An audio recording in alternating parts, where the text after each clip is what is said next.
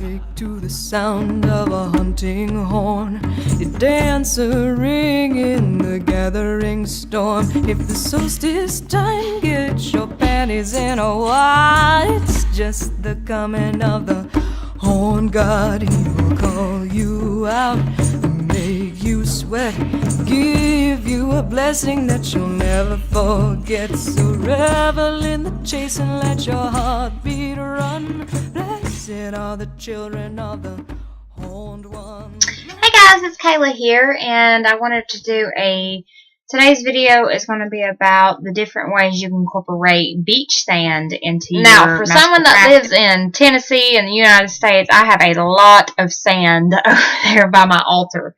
Now, the reason that working with sand came to me just actually, believe it or not, it's been half a year since I started working with sand. Now, sand is one of those things that absorbs a lot of intense and energies and thoughts and feelings. Now, I do recommend that if you want to use sand and you are, if you live at the beach and you want to use sand, I do recommend that you get sand that you know where it comes from. Me personally, it's a little bit different. I kind of have to kind of protect everything in my room because of the sand that's brought in, because I don't know what kind of intentions it's absorbed. Like I said, sand is one of those objects that absorbs everything, kind of like a rock. More like a sponge, kind of. So you want to kind of do like maybe a blessing ritual or bless it, or however you want to go about that.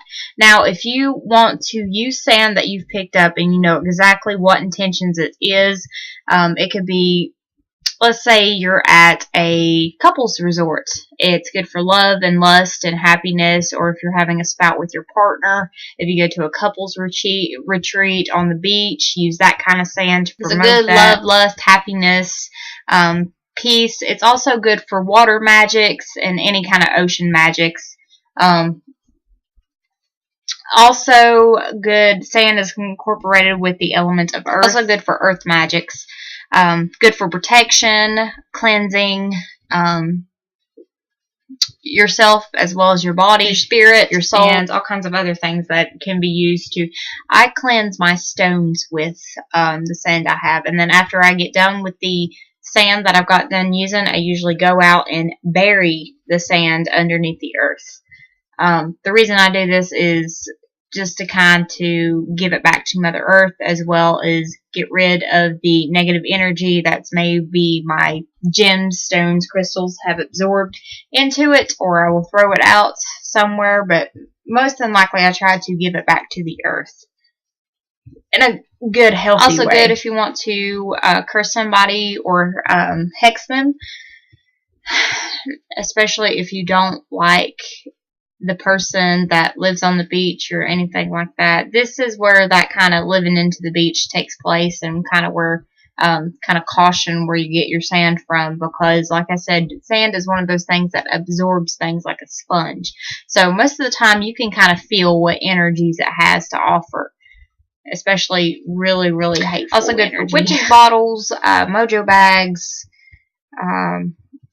voodoo dolls. Even sprinkling sand around your house can keep bad spirits out. I've heard, I can't remember where I heard that from, but I think it was kind of like a old, no,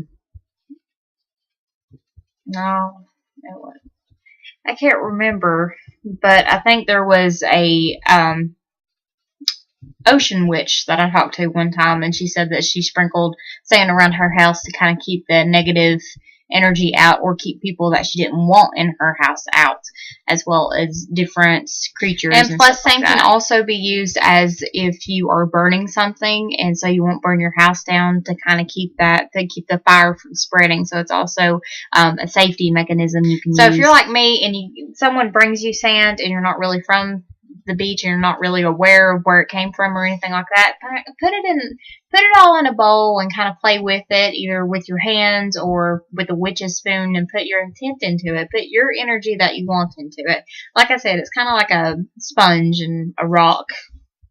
More like a sponge. It absorbs what you give it, and it uses what you give it. So Same with if you want a house at the beach and right in front of it, get that sand to kind of help give it that oomph to help everything go through. That's also a good way to use.